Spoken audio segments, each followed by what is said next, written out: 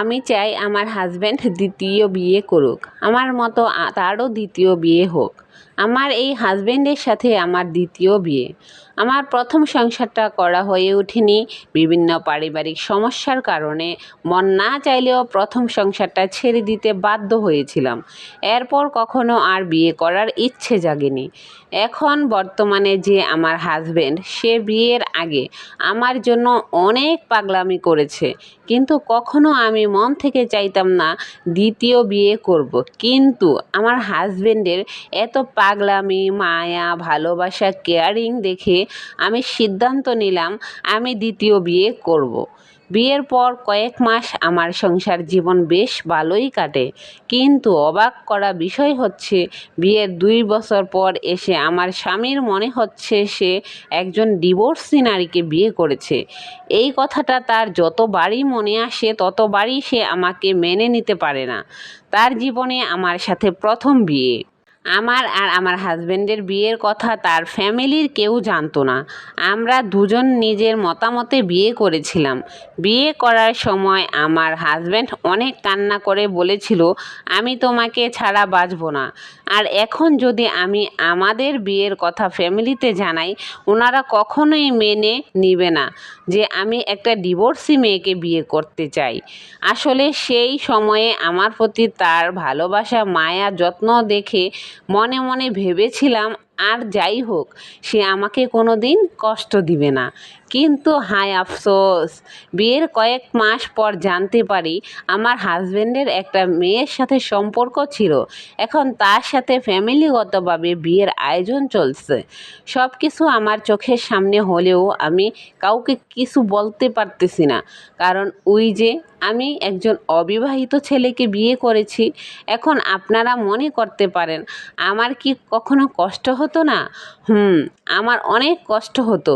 বিয়ের প্রথম যখন জানতে পারি ওদের সম্পর্কের কথা এবং আমাকে পাশে শুয়ে রেখেও প্রতিদিন ঘন্টার পর ঘন্টা ওনারা কথা বলতো, তখন আমার কান্না করতে করতে দম বন্ধ হয়ে যেত। কিন্তু আমার সে কান্না করতে করতে দম বন্ধ হয়ে যাওয়া নিঃশ্বাসগুলো আমার হাজব্যান্ড পাশে থাকা সত্ত্বেও বুঝতে পারতো না।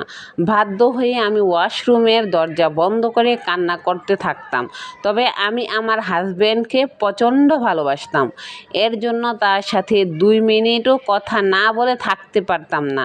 এখন আমার হাজব্যান্ড খুব করে চায় আমি যেন নিজ থেকে তার জীবন থেকে চলে যাই, ওকে ভুলে যাই, ছেড়ে যাই। কিন্তু আমার পক্ষে তাকে ভুলে যাওয়া, ছেড়ে যাওয়া অসম্ভব। আমি চাই আমার হাজব্যান্ড সে আরেকটা বিয়ে করুক। তখন তো আর আমাকে দ্বিতীয় বিয়ের ব্যাপারে ঘৃণা করতে পারবে না। তখন আমারও 2 বিয়ে, তারও 2 বিয়ে হবে। দেখি তখন সে কী করে। আমি আপনাদের বলে বোঝাতে পারবো না আমি আমার হাজব্যান্ডকে কতটা ভালোবাসি।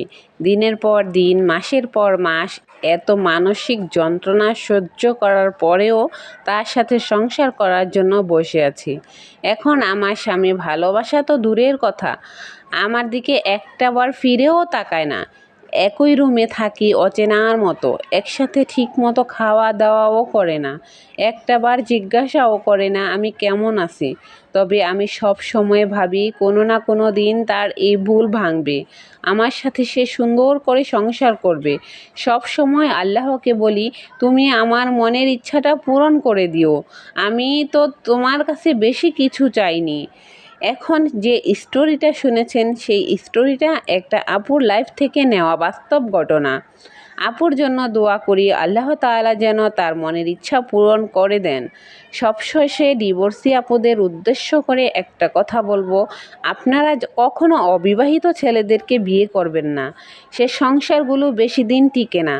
এখানে প্রচণ্ড ঝুঁকি থাকে সংসার বাঁচানোর। ভিডিও ভালো লাগলে লাইক, কমেন্ট অ্যান্ড শেয়ার করে দিবেন। আল্লাহ হাফেজ।